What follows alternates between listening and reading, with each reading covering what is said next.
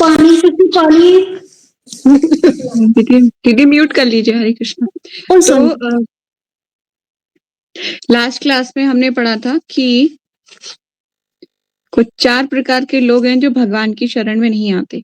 आप सोचोगे माता जी क्यों बार बार इस पे फोकस कर रही हैं? वो इसलिए ताकि आपके दिमाग में ये फिक्स हो जाए कि इस तरह से भक्तों का कैसा बिहेवियर होना चाहिए और कैसे हमें रिप्रेजेंट करना है, भगवान के सामने कैसा हमारा मनोभाव रहना चाहिए।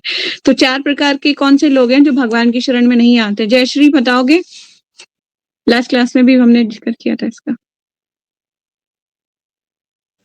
माता जी जो अल्पज्ञ होते हैं और मूर्ख होते हैं, जिनकी बुद्धि नास्तिक होती है। हाँ, नास्तिक होते हैं। मूर्ख से रिलेटेड जिनका ज्ञान माया द्वारा हर लिया जाता है ना? अपरहत ज्ञान बोलते हैं ना भगवान।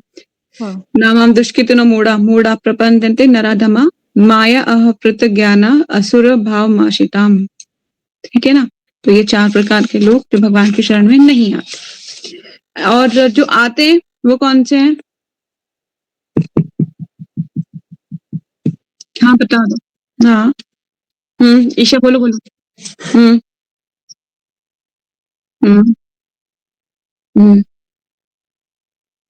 ज्ञानी है। ये 4 प्रकार के पुण्य आत्मा, भगवान इनको पुण्य आत्मा मांग रहे हैं, सॉरी मान रहे हैं। क्यों? क्योंकि भगवान को लग रहा है कि ये भी ना मतलब कैसे भी आ रहे हैं मेरी, मतलब चाहे धन मांगने के लिए, किसी भी चीज के लिए, इनका भौतिक कोई भी डिजायर क्यों ना हो, मेरे पास आ तो रहे हैं। भगवान उसको देख रहे हैं, मतलब उसके पीछे क्या मोटिव है उन लोगों का आने का, वो भगवान उसको नहीं देख रहे हैं। भगवान कह रहे हैं आ रहा है ना मेरे पास, मैंने वही देख लिया, बस बहुत है। तो भगवान बहुत ही मतलब कि ये कह सकते हैं कि बहुत दयालु है भगवान। इसी कारण से क्या है कि भगवान यहाँ पे इन 4 प्रकार के लोगों को कैसे मान रहे हैं? पुण्य आत्मा मान रहे हैं कि कह रहे हैं आर्त, जिज्ञासु, अर्थार्थी तथा ज्ञानी, ये 4 प्रकार के लोग मेरी शरण में आते हैं। उसके बाद भगवान कह रहे हैं इनमें से जो परम ज्ञानी है और शुद्ध भक्ति में लगा रहता है वे सर्वश्रेष्ठ है, क्योंकि मैं उसे अत्यंत प्रिय हूँ और वे मुझे प्रिय है। नेक्स्ट भगवान बोले कि निस्संदेह ये उदारचेता व्यक्ति हैं, किंतु ये जो मेरे ज्ञान को प्राप्त है उसे मैं अपने ही समान मानता हूँ। वे मेरी दिव्य सेवा में तत्पर रहकर मुझ सर्वोच्च उद्देश्य को निश्चित रूप से प्राप्त करता है। भगवान बोले इन सब में से जो ज्ञानी है ना, उसको भगवान कह रहे हैं वो उदारचेता व्यक्ति है। भगवान बहुत ही कह रहे हैं कि वो भगवान फर्स्ट पोजीशन रखते हैं उसकी। Just 1 second.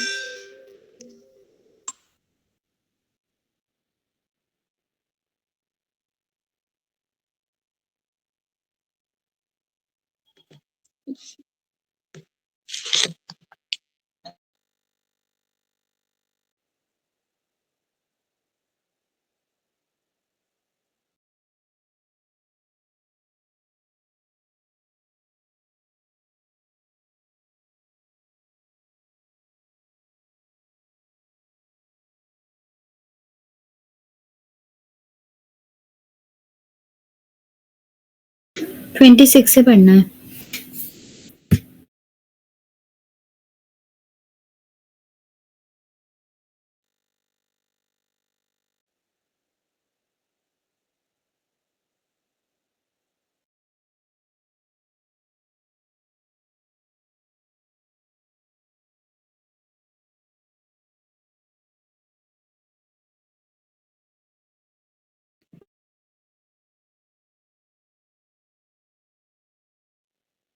हरे कृष्णा, सॉरी कोई कॉल आ गई थी। तो हाँ भगवान बोल रहे हैं कि निसंदेह ये सब उदारचेता व्यक्ति हैं। जो 4 प्रकार के लोग हैं भगवान इनको उदारचेता व्यक्ति कह रहे हैं। और भगवान कह रहे हैं किंतु जो मेरे ज्ञान को प्राप्त है उसे मैं अपने ही समान मानता हूँ, क्योंकि वे मेरी दिव्य सेवा में तत्पर रहकर मुझ सर्वोच्च उद्देश्य को निश्चित रूप से प्राप्त करता है। फिर भगवान क्या बोल रहे हैं? बहुनाम जन्मना मनते ज्ञानवान माम प्रपद्यते वासुदेवम सर्वमिति सा महात्मा सुदुर्लभम। भगवान कह रहे हैं वो बहुत दुर्लभ है। कौन? अनेक जन्मांतर के बाद जिसे सर्वोच्च ज्ञान होता है वे मुझको समस्त कारणों का कारण मानकर मेरी शरण में आता है। ऐसा महात्मा अत्यंत दुर्लभ होता है। ठीक है, भगवान बोले ये ज्ञान कब होता है? अनेक जन्मांतर के बाद, इसलिए आप सब लोग जहाँ पे बैठे हो ना, जिस जगह पे मतलब भगवान के बारे में सुन रहे हो, मतलब तो भी कहते हैं कि कई जन्म लगाए हैं इसके लिए आपने, कई पुण्य कर्म किए, तीर्थाटन किया है, परिक्रमाएं की हैं, दान, तपस्या, व्रत, सब कुछ करने के बाद जाके भगवान का नाम निकल पाता है हृदय से। ठीक है, भागवतम स्वयं बोलता है इस चीज को। अनेक जन्मांतरों के पुण्य कर्म के बाद जाके कोई किसको, भगवान श्री विष्णु की भक्ति रूपी रतन प्राप्त होता है, अन्यथा अनेक अनेक जन्मांतर लगते हैं। भगवान स्वयं भी बोल रहे हैं कि अनेक अनेक जन्मांतर के बाद जिसे सर्वोच्च ज्ञान होता है, वे मुझको समस्त कारणों का कारण जानकर मेरी शरण में आता है। ऐसा महात्मा अत्यंत दुर्लभ होता है। ठीक है, समझ गए आप लोग? नेक्स्ट में जाएंगे। कामस्ते तेते हित ज्ञानम प्रपंचते अन्य देवता। ठीक है, भगवान क्या बोल रहे हैं? जिनकी बुद्धि भौतिक इच्छाओं द्वारा मारी गई है, वे देवताओं की शरण में जाते हैं और वे अपने अपने स्वभाव के अनुसार पूजा के विशेष विधि विधानों का पालन करते हैं। ठीक है, अपने अपने पूजा के विधि विधान बना लेते हैं और देवताओं के पास जाते हैं अपनी मटेरियल डिजायर्स के लिए। आगे भगवान बोल रहे हैं, मैं प्रत्येक जीव के हृदय में परमात्मा रूप स्थित हूँ। जैसे ही कोई किसी देवता की पूजा की इच्छा करता है, मैं उसकी श्रद्धा को स्थिर करता हूँ, जिससे वे उसी विशेष देवता की भक्ति कर सके। ठीक है, भगवान बोले कोई बात नहीं, चलो देवी देवताओं की शरण में भी जा रहा है, पर मैं वहां पे भी क्या कर रहा हूँ, वहां पे भी भगवान उसकी बुद्धि को स्थिर कर रहे हैं ताकि वो क्या कर सके, वो उनकी पूजा कर सके। वन किसी ना किसी कारण से इंगेज तो है, स्पिरिचुअल इंक्लाइन तो है, चाहे देवी देवताओं के पास जा रहा है अपने डिजायर के लिए। फिर भगवान आगे बताते हैं, ऐसी श्रद्धा से समाविंतित वे देवता विशेष की पूजा करने का यत्न करता है और अपनी इच्छा की पूर्ति करता है, किंतु वास्तविकता तो यह है कि सारे लाभ केवल मेरे द्वारा प्रदत्त है, मतलब मेरे द्वारा ही प्रदान किए जाते हैं। ठीक है, देवी देवता भी जो है भगवान के पर पूर्णतः आश्रित हैं, वो अपने आप स्वतंत्र रूप से कोई कार्य नहीं कर सकते। भगवान मतलब उनको मतलब भगवान ने उनको ना एक पोजीशन दी हुई है कि तुम ये करो, अगर कोई तुम्हारा कोई यज्ञ करता है, तुम उसको उसका फल प्रदान करो। ठीक है, तो आगे अल्प अल्प अल्प बुद्धि वाले व्यक्ति देवताओं की पूजा करते हैं और उन्हें प्राप्त होने वाले फल सीमित तथा क्षणिक होते हैं। देवताओं की पूजा करने वाले देवलोक को जाते हैं, किंतु मेरे भक्त अंततः मेरे परम धाम को प्राप्त होते हैं। भगवान सारा सिंपल से बता दिया, इसमें कोई भी ऐसी चीज नहीं जो ना समझ में आए। अल्प बुद्धि मतलब जिनके अंदर कम बुद्धि है, वे देवताओं की पूजा करेंगे और उन्हें प्राप्त होने वाले फल कैसे होंगे, सीमित और क्षणिक होंगे, मतलब टेम्परेरी रिलीफ, है ना। जैसे कि फॉर एग्जाम्पल किसी कोई बोले कि मैं बीमार हूँ कई सालों से और मैं कोई देवी देवता की पूजा करूं, करते हैं बहुत लोग। मैंने सुना है कि आदित्य हृदय स्तोत्र का पाठ करते वो अपने शरीर को स्वस्थ रखने के लिए किया जाता है ना। करने के बाद वो सही हो जाता है, तो फिर वो देखिए मटेरियली तो रिलीफ मिल गया, पर स्पिरिचुअली रिलीफ, ये बॉडी तो फिर भी क्षणिक है ना, उनको जो प्राप्त जो फल है वो क्षणिक है। वो थोड़े दिन बाद उनकी मृत्यु हो जाएगी तो फल भी खत्म हो जाएगा उसके साथ साथ, वो अमर थोड़ी नहीं हो गए, है ना, अमर तो कोई हो ही नहीं सकता। तो जहाँ से अल्प यज्ञ बुद्धि वाले व्यक्ति देवताओं की पूजा करते हैं, उन्हें प्राप्त होने वाले फल सीमित तथा क्षणिक होते हैं। देवताओं की पूजा करने वाले देवलोक को जाते हैं, किंतु मेरे भक्त अंततः मेरे परम धाम को प्राप्त होते हैं। ठीक है, भगवान के धाम के लिए कौन जाते हैं, भगवान विष्णु के भक्ति, भगवान कृष्ण के भक्ति, भगवान के धाम जाते हैं, गोलोक वृंदावन। चलिए आगे चलते हैं। बुद्धिहीन मनुष्य मुझको ठीक से ना जानने के कारण सोचते हैं कि मैं भगवान कृष्ण पहले निराकार था और अब मैंने इस स्वरूप को धारण किया है। वे अपने अल्प ज्ञान के कारण मेरी अविनाशी तथा सर्वोच्च प्रकृति को नहीं जान पाते। इस तरह से आज हमें श्लोकास नंबर कौन सा करना है, 27 है ना, 27 करना है, 26 करना है। ओके, मैंने यहाँ पे वेरी इंपॉर्टेंट लिखा है, चलिए कोई नहीं। फिर नेक्स्ट में भगवान बोलते हैं आगे, मैं मूर्खों तथा अल्पज्ञों के लिए कभी भी प्रकट नहीं हूँ। जो मूर्ख होते हैं और अल्पज्ञ हैं भगवान कह रहे हैं कि मैं उनके लिए कभी प्रकट नहीं हूँ। उनके लिए मैं तो अपनी अंतरंगा शक्ति द्वारा आच्छादित रहता हूँ। अतः वे ये नहीं जान पाते कि मैं अजन्मा तथा अविनाशी हूँ। फिर भगवान बोल रहे हैं कि नेक्स्ट में अब चलते हैं हमारे आज के टॉपिक पे। तो मैंने पीछे का इसलिए आपको पढ़ाया ताकि आप कनेक्ट कर पाओ कि भगवान किस कॉन्टेक्स्ट में बात कहना चाह रहे हैं। ठीक है, चलिए आगे चलते हैं। समतीतानि वर्तमानानि च अर्जुन भविष्याणि च भूतानि माम तु वेद न कश्चिन। वेद जानता हूँ अहम मैं, समतीतानि भूतकाल को, वर्तमान को च तथा अर्जुन हे अर्जुन भविष्याणि भविष्य को च भी भूतानि सारे जीवों को, माम मुझको, तो लेकिन वेद जानता है ना नहीं कश्चिन कोई। हे अर्जुन, श्री भगवान होने के नाते मैं जो कुछ भूतकाल में घटित हो चुका है और जो वर्तमान में घटित हो रहा है और जो आगे होने वाला है सबको जानता हूँ। मैं समस्त लोगों को भी जानता हूँ, मैं समस्त जीवों को भी जानता हूँ, किंतु मुझे कोई नहीं जानता। ठीक है, भगवान, आपको मैंने पहले ही बोला था, भगवान ईच एंड एवरी वन को इंडिविजुअली जानते हैं और ये भी जानते हैं कि आप कितने जन्मों से होके गुजरे हो, आपका भूत क्या है, आपका वर्तमान क्या है और आपका भविष्य में आप अभी एक सेकंड बाद भी करने क्या वाले हो, क्या सोच रहे हो, भगवान सब कुछ जानते हैं, ईच एंड एवरीथिंग। ऐसा नहीं हो सकता कि अगर हम बंद कमरे में सोचे कि चोरी कर लूं मैं और कोई नहीं देखेगा, तो ये चोरी तो पकड़ी जाएगी। सारी कुछ चीजें नोटिस हो रही है, सब कुछ नोटिस हो रहा है, सब कुछ, ईच एंड एवरीथिंग। ठीक है, तो आप जो है 24 आवर्स किसके सर्विलेंस में है? भगवान के अंडर में है। भगवान को कोई कैमरा, ऐसा कुछ मटेरियल, कोई वायर जा रहा हो, देख रहा हो, ऐसा कोई फिट करने की जरूरत नहीं है। भगवान ने सारी कुछ ऐसी भौतिक प्रकृति को बनाया है कि वो आपको ईच एंड एवरी सेकंड से वॉच कर सकते हैं। भगवान मतलब इतने पारदर्शी है उनकी आईज, उनको देखने के लिए कमरे में स्पेशल आने की जरूरत नहीं, वहीं पे बैठ के, मतलब अपने गोलोक से बैठ के इस भूमंडल को भी देख सकते हैं। ऐसे कितने सारे भूमंडल है ना, प्लेनेटरी सिस्टम से, सबको देख सकते हैं। भगवान के अनेत्र नेत्र हैं, सहस्त्र नेत्र हैं। चलिए आगे चलते हैं। तात्पर्य में क्या कह रहे हैं प्रभुपाद जी, क्या समझा रहे हैं? शिला प्रभुपाद की जय। यहाँ पर सकारकता तथा निराकारता का स्पष्ट उल्लेख है। यदि भगवान कृष्ण का स्वरूप माया होता, जैसा कि मायावादी मानते हैं, तो उन्हें भी जीवात्मा की भांति अपना शरीर बदलना पड़ता और विगत जीवन के विषय में सब कुछ विस्मरण हो जाता। कोई भी भौतिक देहधारी अपने विगत जीवन की स्मृति बनाए रख नहीं पाता। मतलब हम कभी भी अपने पूर्व जन्मों की स्मृति को बना के नहीं रख सकते, वो बहुत मुश्किल है। ठीक है, लेकिन आगे चलते हैं, क्या कह रहे हैं? बना के नहीं रख पाता, ना ही फिर भावी जीवन के विषय में या वर्तमान जीवन की उपलब्धियों के विषय में भविष्यवाणी कर सकता है।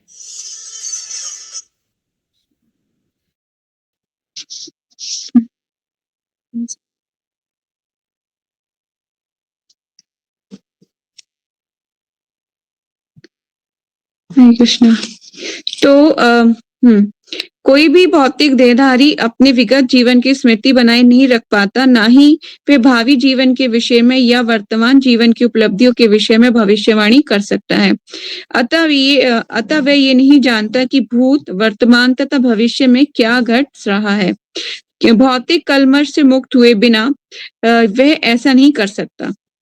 सामान्य मनुष्यों से भिन्न भगवान कृष्ण स्पष्ट कहते हैं कि वे ये भलीभांति जानते हैं कि भूत में क्या घटा, वर्तमान में क्या हो रहा है और भविष्य में क्या होने वाला है। लेकिन सामान्य मनुष्य ऐसा नहीं जानते हैं। चतुर्थ अध्याय में हम देख चुके हैं कि लाखों वर्ष पूर्व उन्होंने सूर्यदेव विवस्वान को जो उपदेश दिया था, उन्हें स्मरण है ना। भगवान को तो लाखों वर्ष पूर्व जो भगवान ने उपदेश दिया था सूर्यदेव विवस्वान को, वो तो स्मरण है भगवान को। इसलिए भगवान को तो सब कुछ भगवान को कभी नहीं भूलते। इसलिए जीवात्मा सब बोल रहे हैं कि मैं समस्त जीवात्माओं को जानता हूं, पर मुझे कोई नहीं जानता। ठीक है, ऐसी स्मृति से भगवान को ही प्राप्त है, क्योंकि वो पूर्ण है, पूर्ण पुरुषोत्तम है। लाखों वर्ष पूर्व उन्होंने सूर्यदेव विवस्वान को जो उपदेश दिया था, वे उन्हें स्मरण है। किंतु कृष्ण प्रत्येक जीव को जानते हैं क्योंकि वे सबों के हृदय में परमात्मा रूप में स्थित हैं। आप ये लाइन को मार्क कर सकते हैं, हाईलाइट कर सकते हैं। कृष्ण प्रत्येक जीव को जानते हैं क्योंकि वे सबों के हृदय में परमात्मा रूप में स्थित हैं। ऐसा नहीं है कि मेरे हृदय में भगवान नहीं है या फिर आपके हृदय में भगवान है, उसके हृदय में नहीं है, ऐसे डिफरेंशिएट नहीं कर सकते। सबके हृदय में भगवान समान रूप से हैं। किंतु अल्पज्ञानी प्रत्येक जीव के हृदय में परमात्मा रूप में स्थित होने तथा श्री भगवान के रूप में उपस्थित होने पर भी श्री कृष्ण को परम पुरुष के रूप में नहीं जान पाते। भले ही वे निर्विशेष ब्रह्म को क्यों ना समझ लेते हों। निसंदेह श्री कृष्ण का दिव्य शरीर अनश्वर है। वे सूर्य के समान हैं और माया बादल के समान है। भौतिक जगत में हम सूर्य को देखते हैं, बादलों को देखते हैं और विभिन्न नक्षत्र तथा ग्रहों को देखते हैं। आकाश में बादल इन सबों को अल्प काल के लिए ढक सकता है, किंतु ये आवरण हमारी दृष्टि तक ही सीमित होता है। सूर्य, चंद्रमा तथा तारे सचमुच ढके नहीं होते। देखिए, जब बादल आ जाते हैं तो हम देख सकते हैं कि हमारे पास ऐसी आईज हैं कि हम आंखें हमारी बादलों के बाहर देख सकें, नहीं है ना। इसलिए कभी कभी हमें जो दिखता है हम उसी को सच समझने लगते हैं, पर सच्चाई इससे भी और विराट हो सकती है। जिस तरह से भगवान है ना, हमारी मटीरियलाइज से हमें लग सकता है भगवान मात्र एक विग्रह के रूप में है, या फिर मतलब जो दिख रहा है बस यही है क्या भगवान। भगवान तो अनंत है ना, विराट है। देखा नहीं, भगवान ने विराट रूप दिखा दिया था। तो भगवान के लिए मतलब कहते हैं ना, जीवात्मा जो है अणु है और भगवान विभु है, बड़े हैं, है ना। तो वो डिफरेंस को कभी भी हमें उसको भगवान को अपने समान नहीं समझने का भूल नहीं करनी चाहिए। चलिए आगे चलते हैं। वे सूर्य के समान है और माया बादल के समान है। निसंदेह आगे पीछे की लाइन से जाती हूँ। निसंदेह श्री कृष्ण का दिव्य शरीर अनश्वर है। वे सूर्य के समान है और माया बादल के समान है। भौतिक जगत में हम सूर्य को देखते हैं, बादलों को देखते हैं और विभिन्न नक्षत्र तथा ग्रहों को देखते हैं। आकाश में बादल इन सबों को अल्प काल के लिए ढक सकता है, किंतु ये आवरण हमारी दृष्टि तक ही सीमित होता है। सूर्य, चंद्रमा तथा तारे सचमुच ही ढके नहीं होते। इसी प्रकार माया परमेश्वर को आच्छादित नहीं कर सकती। माया कभी भी किसको नहीं आच्छादित कर सकती? भगवान को। क्यों? क्योंकि वो भगवान के अंडर है ना। भगवान तो उससे ऊपर है ना, तो कैसे कर सकती है? नहीं कर सकती, आच्छादित नहीं कर सकती। वे अपनी अंतरंगा शक्ति के कारण अल्पज्ञों को दृश्य नहीं होते। मतलब भगवान अपनी अंतरंगा शक्ति के कारण दिखता नहीं अल्पज्ञों को, जिनकी बुद्धि कम है। जैसा कि इस अध्याय में तृतीय श्लोक में कहा गया कि सिद्ध पुरुषों में से कोई एक भगवान कृष्ण को समझ पाता है। हमने पढ़ा था ना, हजारों में से भगवान कहते हैं कोई विरला ही मुझे समझ पाता है ना, समझ पाता है। भले ही वे कोई निराकार ब्रह्म या अंतर्यामी परमेश्वर की अनुभूति के कारण सिद्ध हो ले, किंतु कृष्ण भावना अमृत के बिना, ये लाइन आप हाईलाइट कर लीजिए, किंतु कृष्ण भावना अमृत के बिना वे भगवान श्री कृष्ण को समझ नहीं सकता। ठीक है, यहाँ पे इसका कंक्लूड कर रहे हैं प्रभुपाद जी। सिर्फ कृष्णा कॉन्शियस हुए बिना आप सोचो कि मैं सब कुछ समझ लूंगी भगवान को, मुझे जरूरत नहीं क्लासेस की, मुझे जरूरत नहीं भक्तों की, मुझे सब पता हो गया, मैं अपने आप कर सकती हूँ, तो ये मूर्खता है ना। तो किंतु कृष्ण भावना भवित हुए बिना श्री कृष्ण को नहीं समझा जा सकता। आगे चलते हैं श्लोक में। जयश्री पढ़ोगे आप? इच्छा द्वेष समुद्रित द्वंद्व मोह भारत। इच्छा द्वेष समुत्थेन द्वंद्व मोहेन भारत सर्वभूतानि सम्मोहं सर्गे यान्ति परन्तप। इच्छा द्वेष तथा घृणा समुत्थेन उदय होने से द्वंद्व से मोह के द्वारा भारत हे भरतवंशी सभी भूतानी जीव सम्मोहम मोह को सर्गे जन्म लेकर यान्ति जाते हैं, प्राप्त होते हैं। परंतप हे शत्रुओं के विजेता, हे भरतवंशी, हे शत्रु विजेता, समस्त जीव जन्म लेकर इच्छा तथा घृणा से उत्पन्न द्वंद्वों से मोहग्रस्त होकर मोह को प्राप्त होते हैं। तात्पर्य, जीव की स्वाभाविक स्थिति शुद्ध ज्ञान रूप परमेश्वर की अधीनता है। मोहवश जब मनुष्य इस शुद्ध ज्ञान से दूर हो जाता है तो वह माया के वशीभूत हो जाता है और भगवान को नहीं समझ पाता। ये माया इच्छा तथा घृणा के द्वंद्व रूप में प्रकट होती है। इसी इच्छा तथा घृणा के कारण मनुष्य परमेश्वर से तदाकार होना चाहता है और भगवान के रूप में कृष्ण से ईर्ष्या करता है, किंतु शुद्ध भक्त इच्छा तथा घृणा से मोहग्रस्त नहीं होते, अतः वे समझ सकते हैं कि भगवान श्री कृष्ण अपनी अंतरंगा शक्ति से प्रकट होते हैं। पर जो द्वंद्व तथा अज्ञान के कारण मोहग्रस्त हैं, वे ये सोचते हैं कि भगवान भौतिक शक्तियों द्वारा उत्पन्न होते हैं। यही उनका दुर्भाग्य है। ऐसे मोहग्रस्त व्यक्ति मान अपमान, दुख सुख, स्त्री पुरुष, अच्छा बुरा, आनंद पीड़ा जैसे द्वंद्वों में रहते हुए सोचते रहते हैं, ये मेरी पत्नी है, ये मेरा घर है, मैं इस घर का स्वामी हूँ, मैं इस स्त्री का पति हूँ। ये ही मोह के द्वंद्व है। जो लोग ऐसे द्वंद्वों से मोहग्रस्त रहते हैं, वे निपट मूर्ख हैं और वे भगवान को नहीं समझ सकते। Thank you. भगवान बोले कि हे भरतवंशी शत्रु विजेता, समस्त जीव जन्म लेकर इच्छा तथा घृणा से उत्पन्न द्वंद्वों से मोहग्रस्त होकर मोह को प्राप्त होते हैं। ठीक है, तात्पर्य में प्रभुपाद जी भी इसी बात में डिस्कस कर रहे हैं कि जो माया के द्वारा सबको मतलब मोहित रहते हैं। तो जीव की स्वाभाविक स्थिति शुद्ध ज्ञान तथा परमेश्वर की अधीनता है। हमारी स्वाभाविक स्थिति क्या है कि हम परमेश्वर के अधीन रहें, मतलब फुल्ली डिपेंडेंट भगवान पर। मोहवश जब मनुष्य शुद्ध ज्ञान से दूर हो जाता है तो वह माया के वंशीभूत हो जाता है। जब आपको मतलब मटेरियली अब लगता है ना, कभी कभी हम बहुत प्रैक्टिकली सोचने का प्रयास करते हैं, हमें लगता है कि मैं सब कुछ करने अपने आप फुल कैपेबल हूँ। क्यों लगता है? क्योंकि भ्रम में हो आप। आपको पता नहीं, कुछ टाइम बीतने दो, आपकी बॉडी में कितना पेन होगा। एक मतलब कभी कमर दर्द करेगी, कभी पैर दर्द करेगी, कभी सर दर्द करेगा, कभी कुछ कभी कुछ कभी कुछ। क्योंकि ये क्या है, हमारा शरीर ये भौतिक संसार ही दुखालयम अशाश्वत है, दुख ही दुख मिलने वाला है। जिस तरह से जो है मदिरालय में मदिरा मिलती है ना, और विद्यालय में विद्या मिलती है, तो दुखालय में क्या मिलेगा? दुख ही मिलेगा ना। तो यहाँ पे दुख ही दुख मिलेगा, इसलिए यहाँ पे कभी सुख की कामना कर ही नहीं सकते। और सुख की कामना करनी है तो कहाँ मिलेगा सुख? भगवान श्री कृष्ण के चरणों में। तो फिर हमें उसके लिए कृष्णा कॉन्शियसनेस की प्रैक्टिस करनी पड़ेगी। ऐसे नहीं मिलता, कोई भी चीज फ्री में नहीं मिलेगी। ठीक है, उसके लिए थोड़ा सा प्रैक्टिस करनी पड़ेगी, आपको सीखना पड़ेगा। तो भगवान को नहीं, कौन नहीं समझ पाता?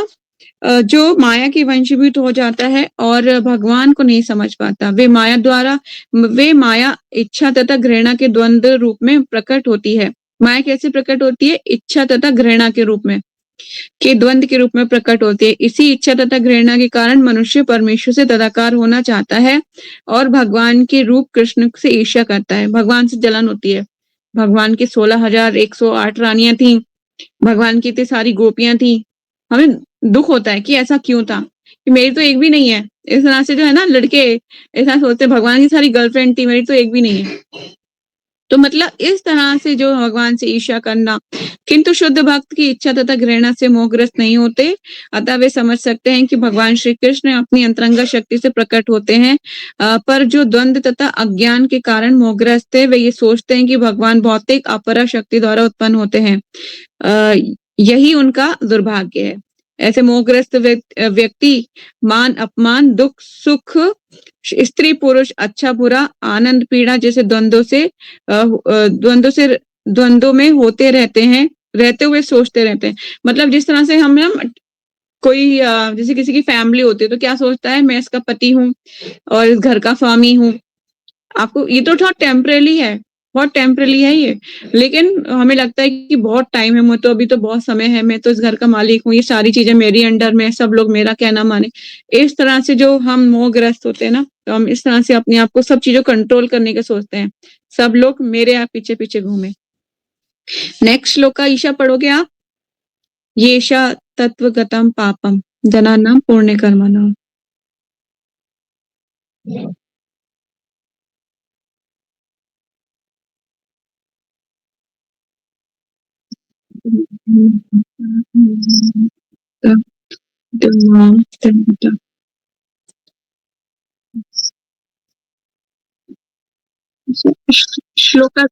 श्लोका ब्रेक पढ़ो ऊपर, ये श्याम जिन।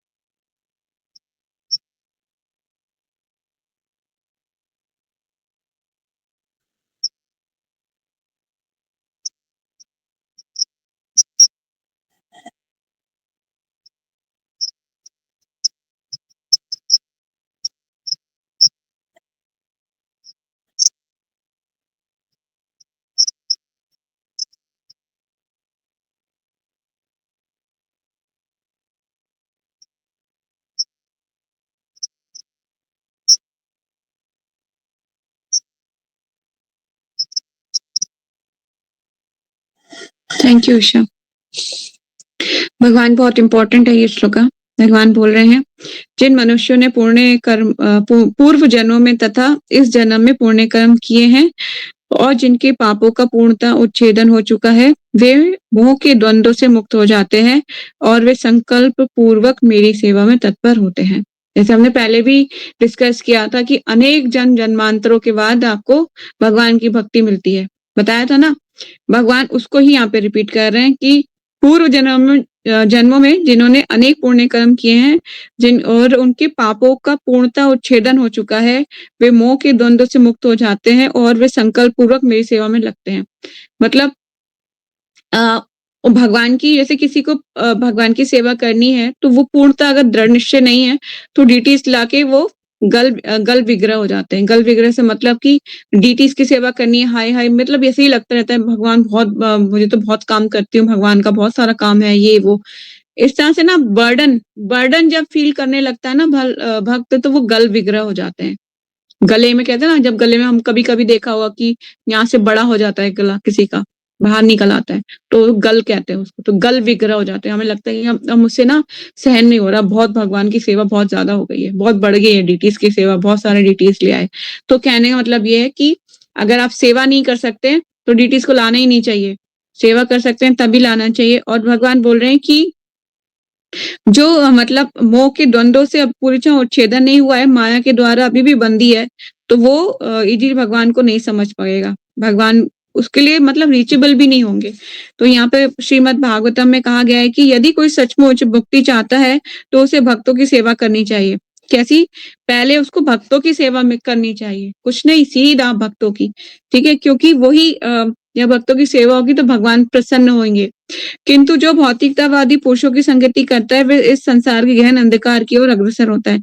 लेकिन आप सोचो नहीं मैं क्यों करूँ भक्तों की मतलब जाओ उनको बार-बार हरे कृष्णा बोलो, सेवा करो, उनका गहन में क्या कहते हैं झाड़ू लगाओ मंदिर में, पोछा लगाओ, ये पता नहीं क्या-क्या सेवा देते हैं करने के लिए। तो आप किसकी सेवा करेंगे? किसी इंसान की सेवा करेंगे और गहन अंधकार की ओर बढ़ते जाएँगे। भगवान के सारे भक्त विश्व भर भ्रमण करते हैं किस लिए? वे बद्ध जीवों को जो बद्ध जीव हैं उनको उद्धार मोह से उबार सकें। मायावादी ये नहीं जान से पाते कि परमेश्वर के अधीन वे अपनी स्वाभाविक स्थिति को भूलना ही ईश्वरीय नियम की सबसे बड़ी अवहेलना है। आप इसको जो है हाइलाइट कर सकते हैं मायावादी से लेके। मायावादी ये नहीं जान पाते कि परमेश्वर के अधीन अपनी स्वाभाविक स्थिति को भूलना, आप भूल जाओ भगवान से आपका क्या संबंध है, मनुष्य शरीर पाया क्यों है, आए क्यों हो यहाँ पर। जब ये भूल जाओगे तो ईश्वरीय नियम की सबसे बड़ी अवहेलना है। जब तक वे अपनी स्वाभाविक स्थिति को पुनः प्राप्त नहीं कर लेता, तब तक परमेश्वर को समझ पाना या संकल्प के साथ उनकी दिव्य प्रेमा भक्ति में पूर्णतः प्रवृत्त हो पाना कठिन है। ठीक है? तब तक आप ये नहीं समझ पाओगे कि परमेश्वर के साथ आपका संबंध क्या है, तब तक भगवान की प्रेमपूर्ण सेवा कर पाना कठिन है। ठीक है? नेक्स्ट श्लोकास में चलते हैं। जरा मरण मोक्षाया माशिता यान्ति ये ते ब्रह्म द्वेदन्तु कृतं माम चकिलम। जरा वृद्धावस्था से, मरण तथा मृत्यु से, मोक्ष या मुक्ति के लिए माम मुझको मेरे आश्रय बनाकर शरण लेकर यान्ति प्रयत्न करते हैं जो ते ऐसे व्यक्ति ब्रह्मा तत्व वास्तव में उस विदु वे जानते हैं। कृतम सब कुछ, अध्यात्मम दिव्य कर्म चा भी अखिलम पूर्णता। जो जरा तथा मृत्यु से मुक्ति पाने के लिए यत्नशील रहते हैं, वे बुद्धिमान व्यक्ति मेरी भक्ति की शरण ग्रहण करते हैं। वे वास्तव में ब्रह्म हैं, क्योंकि वे दिव्य कर्मों के विषय में पूरी तरह से जानते हैं। आगे चलते तात्पर्य क्या कह रहे हैं प्रभुपाद जी। जन्म मृत्यु जरा तथा रोग इस भौतिक शरीर को सताते हैं। ये सच बात है। धीरे धीरे बॉडी जो है अपना जैसे जैसे मशीन आपकी पुरानी होती जाएगी ना, वैसे वैसे आपको शुरू हो जाएगा प्रॉब्लम होना। और किसी को यंग एज में भी प्रॉब्लम होती है, उसके पीछे रीजन ये होता है पूर्व जन्म को किए हुए कुछ कर्म है, जिसके कारण हमें स्वस्थ शरीर प्राप्त होता है ना। और जहां थोड़ी कमी है, फिर वहां उसको फिर उसी एज में प्रॉब्लम। देखो ना, छोटे छोटे बच्चों को डायबिटीज, उनको आईज भी, उनके चश्मा, इतने मोटे मोटे चश्मा लग जाएंगे, इतनी बड़ी बड़ी प्रॉब्लम्स हो जाती है। क्यों? क्योंकि पूर्व जन्म के किए हुए कुछ कर्म जिनका भुगतान अभी करना पड़ रहा है। जन्म मृत्यु जरा तथा रोग इस भौतिक शरीर को सताते हैं, आध्यात्मिक शरीर को नहीं। अब जब हमारा जो स्पिरिचुअल बॉडी, उसको नहीं सताते। हमारी जो जीवात्मा, जो अंदर जो आत्मा है, उसको कुछ नहीं, उसको कोई फर्क नहीं पड़ता है आप किसी भी चीज से। ठीक है? ना सुख, ना दुख, ना गर्मी, ना सर्दी, उसके लिए सब चीजें समान है, समय। आध्यात्मिक शरीर के लिए ना जन्म है, ना मृत्यु, ना जरा, ना रोग। अतः जिसे आध्यात्मिक शरीर प्राप्त हो जाता है, वे भगवान का पार्षद बन जाता है और नित्य भक्ति करता है, वही मुक्त है। ठीक है? अहम ब्रह्मास्मि, मैं आत्मा हूँ, कहा गया है कि मनुष्य को चाहिए कि वह ये समझे कि मैं ब्रह्म या आत्मा हूँ। जीव का ये एक ब्रह्मबोध ही भक्ति है, जैसा कि इस श्लोक में कहा गया है। शुद्ध भक्त ब्रह्म पद पर आसीन होते हैं और वे दिव्य कर्मों के विषय में सब कुछ जानते रहते हैं। अभी जो नेक्स्ट पैराग्राफ में पढ़ रही हूँ, उसको आप हाईलाइट कर लीजिए।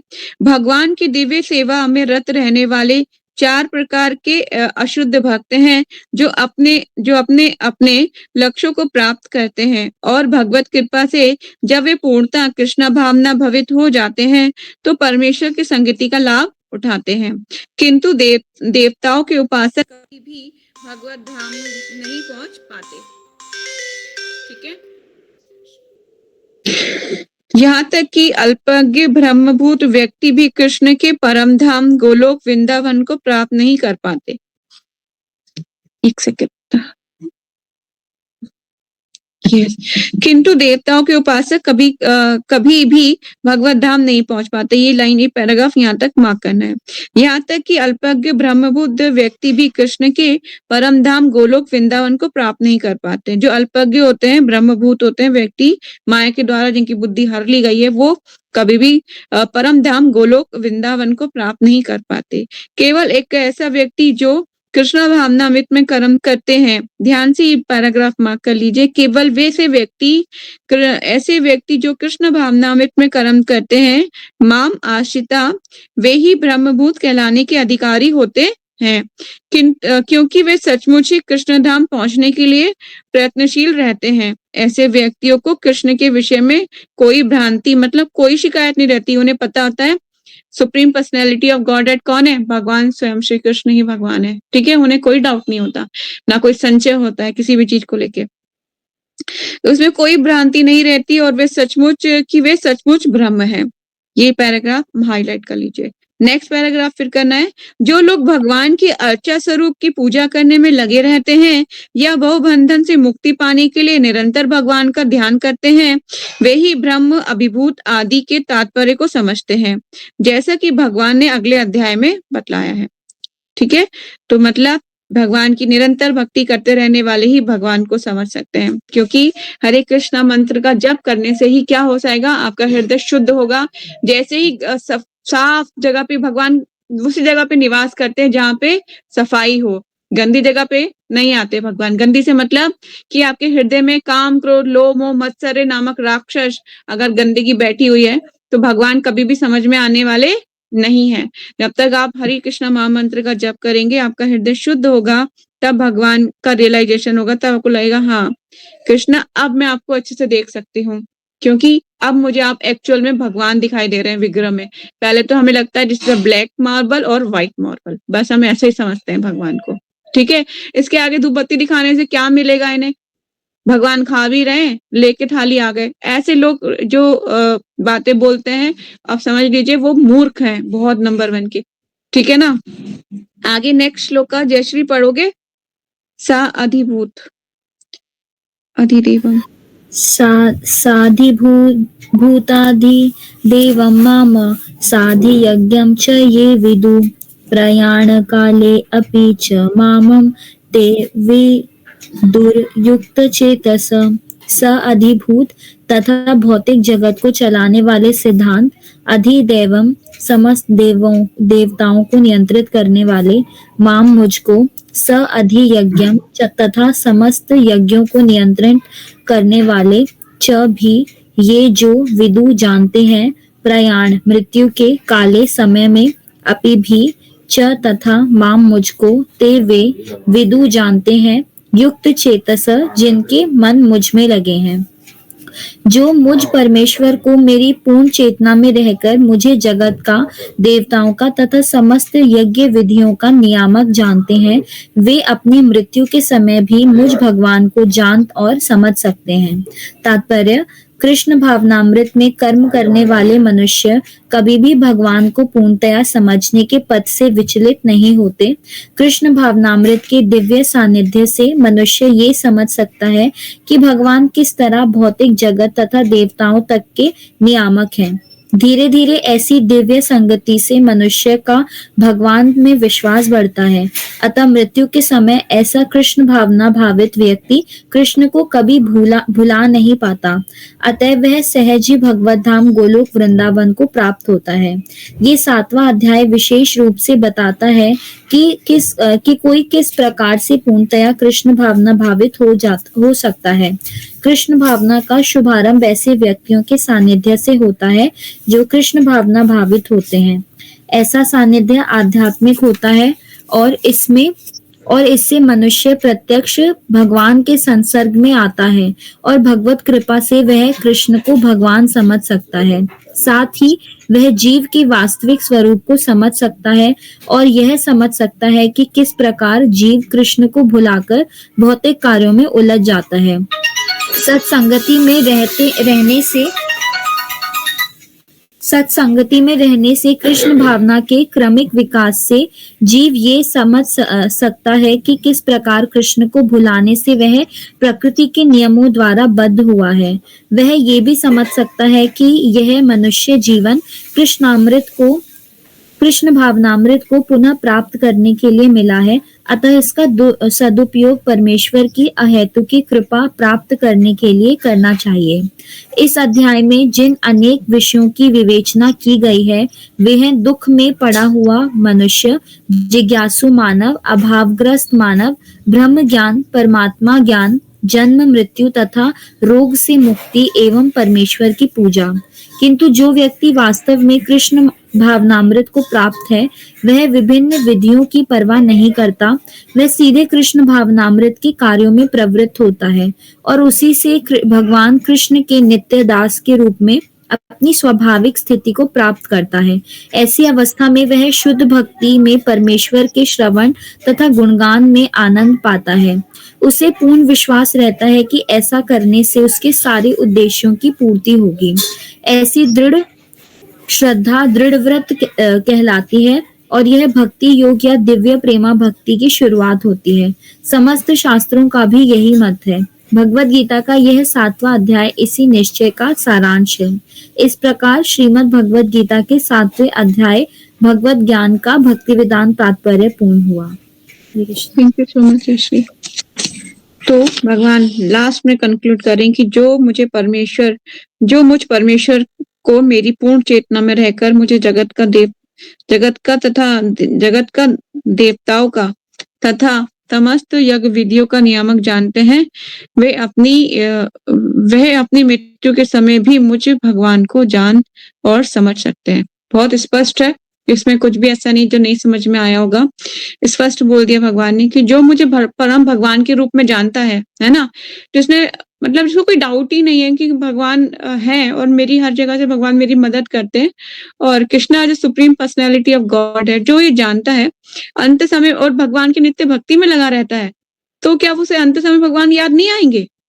अवश्य याद आएंगे, क्योंकि वो रेगुलर भगवान का चिंतन कर रहा है, डेली चैंटिंग कर रहा है, डेली उनकी वर्शिप कर रहा है, अवश्य याद आएंगे। भगवान बोलते हैं जो मेरे मतलब जो भक्त होते हैं और जो जितने श्रद्धा पूर्वक मेरी भक्ति करी, अगर अंत समय में किसी कारणवश अगर मैं उसे ना भी याद आ पाऊं तो मैं स्वयं उसे अपने आप को याद दिलाता हूँ। क्यों? क्योंकि उसको भगवान स्वयं कहते हैं कि मैं उसको अपने धाम बुलाना चाहता हूँ, इसीलिए। ठीक है, तो इसीलिए जरूरी है, अगर आप भी अपने जीवन में खुश रहना चाहते हैं तो जितनी जल्दी कृष्णा कॉन्शियसनेस को अपनाएंगे उतने ही जल्दी खुश रह पाएंगे। तो अभी 7:02 हो गए, नेक्स्ट चैप्टर स्टार्ट कर दें? ठीक है, नेक्स्ट चैप्टर पे आ जाते हैं। चैप्टर नंबर 8, भगवत प्राप्ति। अर्जुन उवाचा, अब अर्जुन क्या बोल रहे हैं भगवान से? किम तत् ब्रह्म किम अध्यायम किम कर्म पुरुषोत्तमम अधिभूतम च किम प्रोक्तमाधिदेवम किमुच्यते। अर्जुन उवाच, अर्जुन ने कहा, किम क्या तत्व है ब्रह्म किम क्या अध्यात्मकम आत्मा किम क्या कर्म सकाम कर्म पुरुषोत्तम पुरुष हे परम पुरुष अधिभूतम भौतिक जगत चा तथा किम क्या प्रोक्तम कहलाता है, अधिदेवम देवतागण किम क्या उच्चते कहलाते हैं।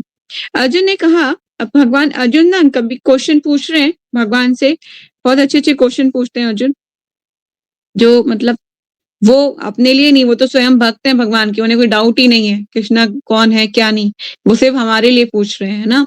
तो अर्जुन ने कहा, हे भगवान, हे पुरुषोत्तम, ब्रह्म क्या है, आत्मा क्या है, सकाम कर्म क्या है और ये भौतिक जगत क्या है तथा देवता क्या है, कृपा करके ये सब मुझे बतलाइए। है ना इंपॉर्टेंट क्वेश्चन? आप लोगों के मन में भी आया कभी ये क्वेश्चन?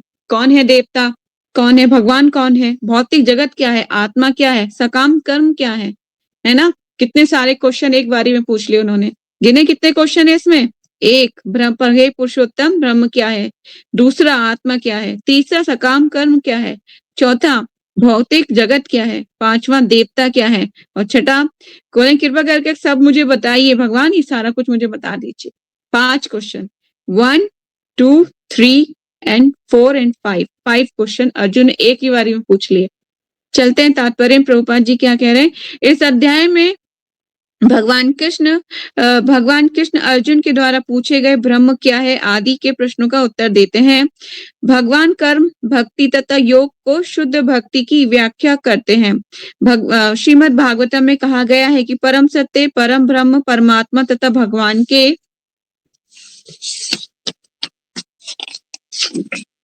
भगवान के नाम से जाना जाता है। परम ब्रह्म किस नाम से जानते हैं? भगवान के नाम से जाना जाता है। साथ ही जीवात्मा या जीव को भी ब्रह्म भी कहते हैं। अर्जुन आत्मा के विषय में भी पूछता है, जिससे शरीर आत्मा तथा मन का बोध होता है। वैदिक कोश निरुक्त के अनुसार आत्मा का अर्थ मन, आत्मा, शरीर तथा इंद्रियों का भी है। अर्जुन ने परमेश्वर को अर्जुन को पुरुषोत्तम तथा परम पुरुष कहकर संबोधित किया है, जिसका अर्थ ये होता है कि वे ये सारे प्रश्न अपने एक मित्र से नहीं अपितु परम पुरुष से, जिन्हें वे परम प्रमाण मानकर पूछ रहा है, जो निश्चित उत्तर दे सकते हैं।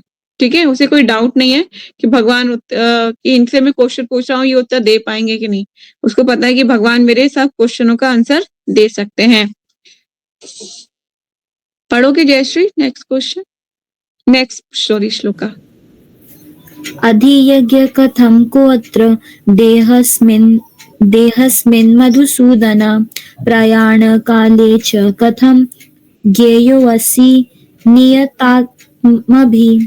अधियज्ञ यज्ञ का स्वामी, कथम किस तरह, कह कौन, अत्र यहाँ, देह शरीर में, अस्मिन इस, मधुसूदन हे मधुसूदन, प्रयाण काले मृत्यु के समय, च तथा, कथम कैसे, ये असि जाने जा सकते हो, नियत आत्म भी, आत्म संयमी के द्वारा। हे मधुसूदन, यज्ञ का स्वामी कौन है और वह शरीर में कैसे रहता है और मृत्यु के समय भक्ति में लगे रहने वाले आपको कैसे जान पाते हैं। तात्पर्य, अधि यज्ञ का तात्पर्य इंद्र या विष्णु हो सकता है। विष्णु समस्त देवताओं में, जिनमें ब्रह्मा तथा शिव सम्मिलित हैं, प्रधान देवता हैं और इंद्र प्रशासक देवताओं में प्रधान है। इंद्र तथा विष्णु दोनों की पूजा यज्ञ द्वारा की जाती है। किंतु अर्जुन प्रश्न करता है कि वस्तुतः यज्ञ का स्वामी कौन है और भगवान किस तरह जीव के शरीर के भीतर निवास करते हैं। अर्जुन ने भगवान को मधुसूदन कहकर संबोधित किया क्योंकि कृष्ण ने एक बार मधु नामक असुर का वध किया था। वस्तुतः ये सारे प्रश्न जो शंका के रूप में हैं, अर्जुन के मन में नहीं उठने चाहिए थे, क्योंकि अर्जुन एक कृष्ण भावना भावित भक्त था। अतः ये सारी शंकाएं असुरों के सदृश हैं। क्योंकि कृष्ण असुरों के मारने में सिद्धहस्त थे, अतः अर्जुन उन्हें मधुसूदन कहकर संबोधित करता है, जिससे कृष्ण उसके मन में उठने वाली समस्त आसुरी शंकाओं को नष्ट कर दे। इस श्लोक का प्रयाण काले शब्द भी अत्यंत महत्वपूर्ण है, क्योंकि अपने जीवन में हम जो भी करते हैं उसकी परीक्षा मृत्यु के समय होनी है। अर्जुन उन लोगों के विषय में जो निरंतर कृष्ण भावनामृत में लगे रहते हैं, ये जानने के लिए अत्यंत इच्छुक है कि अंत समय उसकी क्या दशा होगी। मृत्यु के समय शरीर के सारे कार्य रुक जाते हैं और मन सही दशा में नहीं रहता। इस प्रकार शारीरिक स्थिति बिगड़ जाने से हो सकता है कि मनुष्य परमेश्वर का स्मरण न कर सके। परम भक्त महाराज कुलशेखर प्रार्थना करते हैं, हे भगवान, इस समय मैं पूर्ण स्वस्थ हूँ। अच्छा हो कि मेरी मृत्यु इसी समय हो जाए, जिससे मेरा मन रूपी हंस आपके चरण कमलों रूपी नाल के भीतर प्रविष्ट हो सके। यह रूपक इसलिए प्रयुक्त किया गया है क्योंकि हंस, जो एक जल पक्षी है, वह कमल के पुष्पों को कुतरने में आनंद का अनुभव करता है।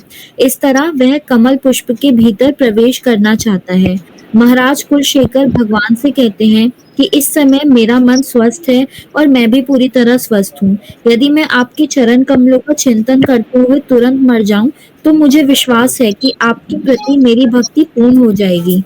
किंतु यदि मुझे अपनी सहज मृत्यु की प्रतीक्षा करनी पड़े, तो मैं नहीं जानता कि क्या होगा, क्योंकि उस समय मेरा शरीर कार्य करना बंद कर देगा, मेरा गला रुंध जाएगा और मुझे पता नहीं कि मैं आपके नाम का जप कर पाऊंगा या नहीं। अच्छा यही होगा कि मुझे तुरंत मर जाने दें। अर्जुन प्रश्न करता है कि ऐसे समय मनुष्य किस तरह कृष्ण के चरण कमलों में अपने मन को स्थिर कर सकता है। Thank you Jayashri. तो बहुत ही अच्छा है ये क्वेश्चन अर्जुन का। बोल रहे हैं कि हे मधुसूदन, यज्ञ का स्वामी कौन है और वे शरीर में कैसे रहता है और मृत्यु के समय भक्ति में लगे रहने वाले आप कैसे जान पाते हैं। बहुत अच्छा क्वेश्चन है ये। तो इसका आंसर भगवान अब नेक्स्ट श्लोक में करेंगे कि कैसे हो सकता है ये। तो स्पष्ट है कि इसका आंसर भगवान यही देंगे, जो कृष्णा भावना भवित भक्ति में रत रहता है वही मुझे अंतकाल में समझ सकता है। ठीक है, तो हम सबके भी प्रैक्टिस यही है कि हमारा लास्ट एग्जाम जो होगा अंतकाले मृत्यु के समय, जिसने भगवान का स्मरण किया वही जा पाएगा भगवान के धाम।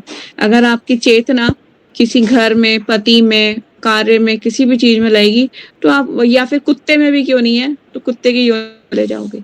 ठीक है, अब आप कहोगे माता जी मैंने तो कंठी पहनी हुई है, भक्ति करी है, तो फिर मुझे कुत्ते की योनि में क्यों जाना पड़ेगा।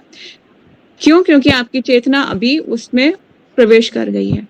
ठीक है, लेकिन कुत्ते की योनि में भी जाने के बाद क्या होगा, पर भगवान का स्मरण आपको, जैसे होता है ना, भक्तों के घर में भी कुत्ता बन जाओगे जाके, ये हो सकता है।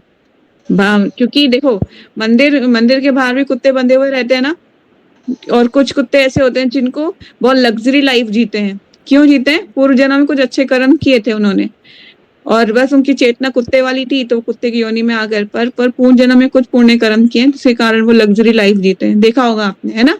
लोग मतलब उन्हें बड़ी-बड़ी गाड़ियों में बिठा के ले जाते हैं। क्यों? इसीलिए। और कुछ कुत्ते सड़क पे घूमते हैं आवारा, वो मतलब निहायती वो ऐसे होती हैं, वो आत्माएँ जो होती है ना, पाप योनि में होती है वो, मतलब जिन्होंने पूरी जिंदगी पाप किए होते हैं, वो सड़क पे घूम रहे होते हैं। इस तरह से ये अलग-अलग कर्मों का जो रहस्य है ना, बहुत ही मतलब विराट, बहुत बड़ा है। कर्मों की जो सटीक व्याख्या को कर पाना ये संभव नहीं है, बहुत मुश्किल है। भगवान ही जानते हैं कौन क्या बनेगा अगली योनि में, ठीक है? हम नहीं उसको एक्सप्लेन कर सकते, पर समझ ज़रूर सकते हैं, क्योंकि हमारे शास्त्र बताते हैं कि भगवान के धाम कैसे जाया जा सकता है। नेक्स्ट श्लोका, ईशा नहीं है यहाँ पर। ईशा, हरे कृष्णा। ईशा नहीं है। श्री भगवान उवाच अक्षम ब्रह्म परम स्वभावो अध्यायमुच्यते भूत भावेद भवकरो विसर्गम कर्म संगीताम। भगवान क्या बोल रहे हैं? श्री भगवान उवाच, भगवान ने कहा, अक्षरम अविनाशी ब्रह्म परमम दिव्य स्वभावः सनातन प्रकृति अध्यायम आत्मा उच्चते कहलाता है। भूत भाव उद्भव कर जीवों के भौतिक शरीर को उत्पन्न करने वाला विसर्ग सृष्टि कर्म सकाम कर्म संगीतः कहलाता है। भगवान ने कहा, अविनाशी और दिव्य जीव ब्रह्म कहलाता है, और जिसका नित्य स्वभाव अध्यात्म तथा आत्मा कहलाता है। जीवों के भौतिक शरीर से संबंधित गतिविधि कर्म या सकाम कर्म कहलाती है। ठीक है? जो भौतिक गतिविधि होती है, इसको हम जो है हाईलाइट कर लीजिए। जो भी कोई भौतिक गतिविधि आप कर रहे हैं, भौतिक शरीर से संबंधित जो गतिविधि कर रहे हैं, वो कर्म या सकाम कर्म कहलाती है। इसमें कोई वो नहीं होनी चाहिए डाउट। मैं कभी पूछूं सकाम कर्म किसे कहते हैं, तो आपके पास सीधा जवाब होना चाहिए, माता जी जो हम भौतिक गतिविधि करते हैं, है ना, वो भौतिक गतिविधि सकाम कर्म कहलाती है, और जो शरीर से संबंधित भी है। ठीक है?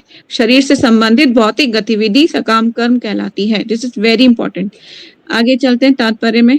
शिला प्रभुपाद की जय। ब्रह्म अविनाशी तथा नित्य है, और जिसका विधान कभी भी नहीं बदलता, किंतु ब्रह्म से भी परे परब्रह्म होता है। ब्रह्म का अर्थ है जीव तथा परब्रह्म का अर्थ भगवान है। ब्रह्म का अर्थ जीव तथा परब्रह्म का अर्थ भगवान है। परब्रह्म किसे कहते हैं? भगवान को कहते हैं, और ब्रह्म का मतलब है जीव। ठीक है? आप इसको लिख लीजिए, नोट्स अगर बना रहे हो तो शॉर्ट कहीं पे लिख लीजिए। जीव का स्वभाव स्वरूप भौतिक जगत में उसकी उपस्थिति से भिन्न होता है। भौतिक चेतना में जिसका स्वभाव पदार्थ पर प्रभुत्व जताना है, किंतु आध्यात्मिक चेतना या कृष्णा भावनामृत में उसकी स्थिति परमेश्वर की सेवा करना है। देखिए, जब आप कृष्णा कॉन्शियसनेस में हैं, तो एक ही काम करना है, भगवान की सेवा। अगर आप इतना नहीं कर सकते और फिर भी सोचो कि भगवान मेरी मदद करें, तो क्यों करेंगे भगवान आपकी मदद? आपने कभी हाथ नहीं जोड़े, भगवान की एग्जिस्टेंस को ही नहीं मानते, लेकिन भगवान आपको खाने के लिए तब भी प्रदान करेंगे। पर भगवान आपको, जैसे होता है ना, माता पिता की 5 संतानें हैं, उन माता पिता उन 5 संतानों का भरण पोषण जरूर करेंगे, क्योंकि वो उनके माता पिता हैं। पर उनमें से कोई एक जो आज्ञाकारी है, उसके प्रति अत्यंत दयालु होते हैं माता पिता, है ना? क्यों? क्योंकि वो उनका कहना मानता है। बाकी जो है उनके बारे में भी भगवान कभी ऐसा नहीं है कि जा तू डूब मर जा, तेरा बेड़ा गर्क हो जाए, ऐसा कभी नहीं चाहते भगवान। भगवान उनको भी मौका जरूर देंगे, लेकिन सुधरने का। अगर वो फिर भी नहीं सुधरना चाहते, तो फिर हम माता पिता क्या बोलते हैं, जो करना है करो अपने मन की। ठीक है ना? इससे भगवान छोड़ देते हैं जीवात्मा को, स्वतंत्र रूप से अपना कार्य करता रहता है, चाहे कुत्ते की योनि में जाए, या बिल्ली, सुअर, कुत्ता, कुछ भी क्यों ना बने, छिपकली पिपकली, कीड़े मकोड़े, भगवान कहते हैं जाओ जाओ। पर भगवान बहुत दयालु भी हैं, उसके हृदय में वहां पे भी वास करते करते सब में जगह घूमते रहते हैं। 84 लाख योनियों में भी भगवान उसके हृदय में, अगर जीवात्मा 84 लाख योनियों में घूम रहा है, तो भगवान भी उसके साथ हर योनि में उसके साथ हृदय में घूम रहे हैं। ठीक है? तो आगे चलते हैं। तो परमेश्वर की सेवा करना ही जीव की एक स्वाभाविक स्थिति है। आध्यात्मिक चेतना का या कृष्णा भावनामृत में उसकी स्थिति परमेश्वर की सेवा करना है। जब जीव भौतिक चेतना में होता है, तो उसे इस संसार में विभिन्न प्रकार के शरीर धारण करने पड़ते हैं। इस भौतिक चेतना के कारण कर्म अथवा भौतिक विविध विविध सृष्टि कहलाता है। ये भौतिक चेतना के कारण कर्म अथवा विविध सृष्टि कहलाता है। ये भौतिक साहित्य में जीव को जीवात्मा तथा ब्रह्म कहा जाता है, किंतु उसे कभी परब्रह्म नहीं कहा जाता। जो जीवात्मा है कभी परब्रह्म कैसे बन सकता है? वो तो छोटा ही रहेगा ना हमेशा। जैसे बहुत बार एग्जाम्पल्स मैं समझाती भी हूँ कि बेटा बेटा ही रहता है, बाप बाप ही रहता है।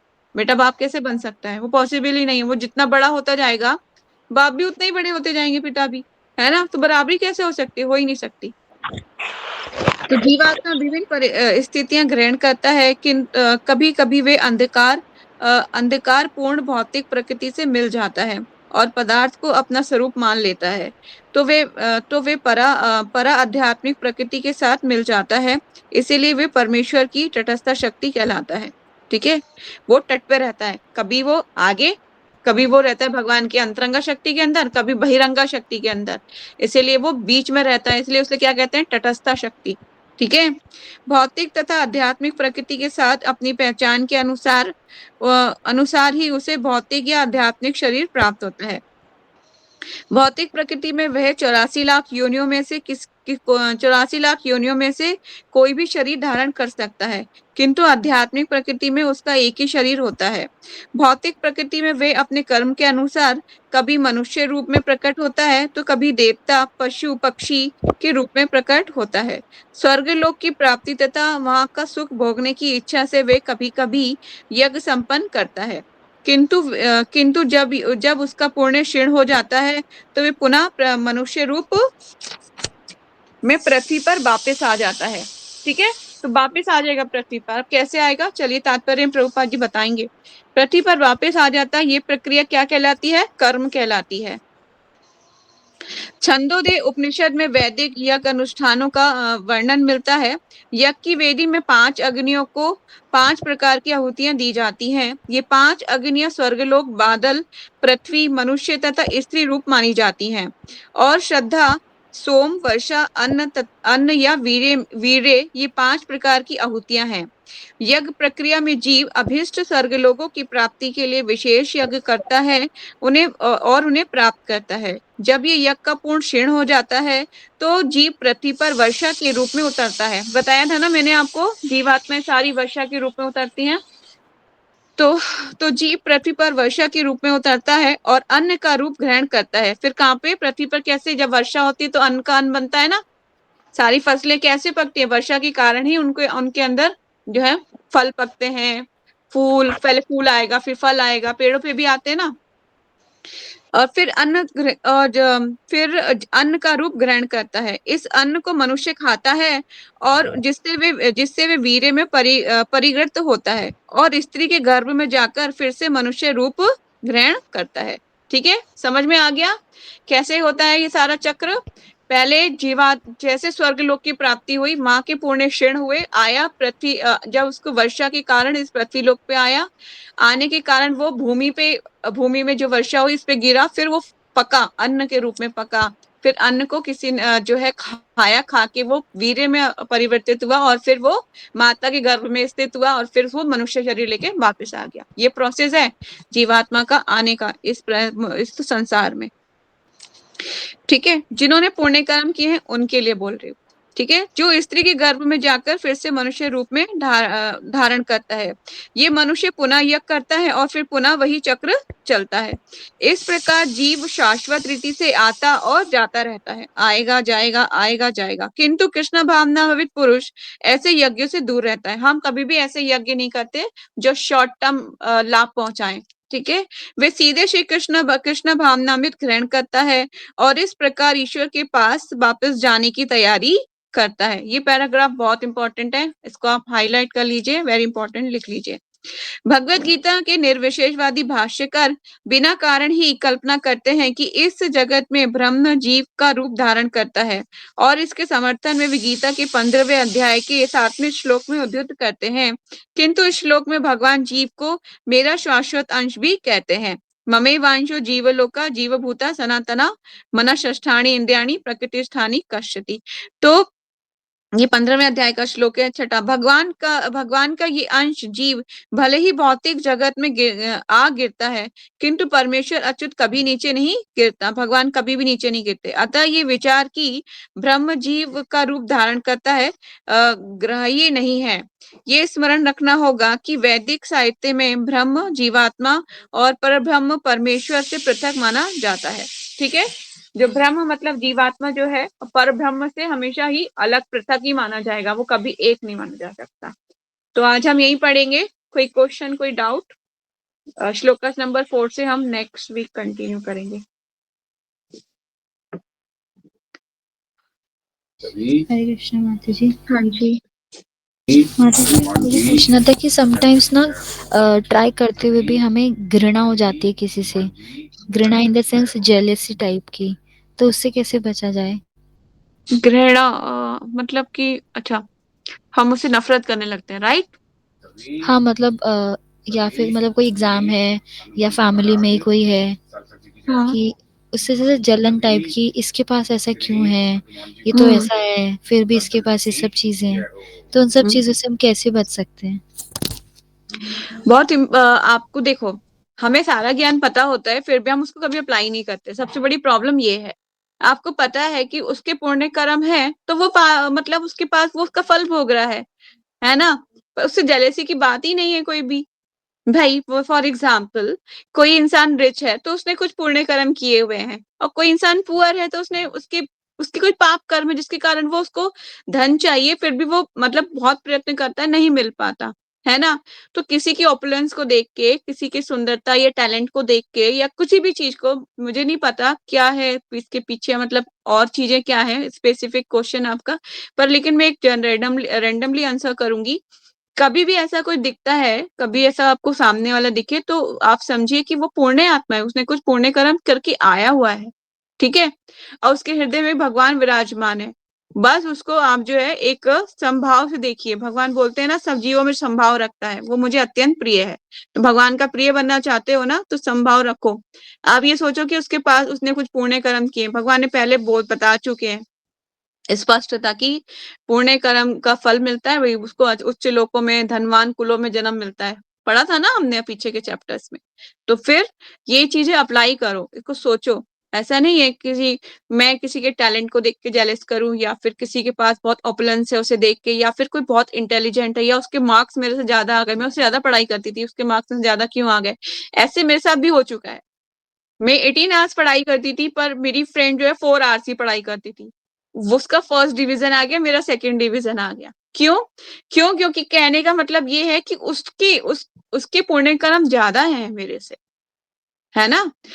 बहुत से होता है कि एक रात किसी ने, जिसने पूरे साल पढ़ाई किया, और फिर भी बेचारा वो उसके मार्क्स कम आए, पर किसी ने सिर्फ एक रात पहले पढ़ाई किया, और कि उसने 4-5 ही क्वेश्चन पढ़े, और एग्जाम में वही 4-5 क्वेश्चंस के आंसर करने को आ गए।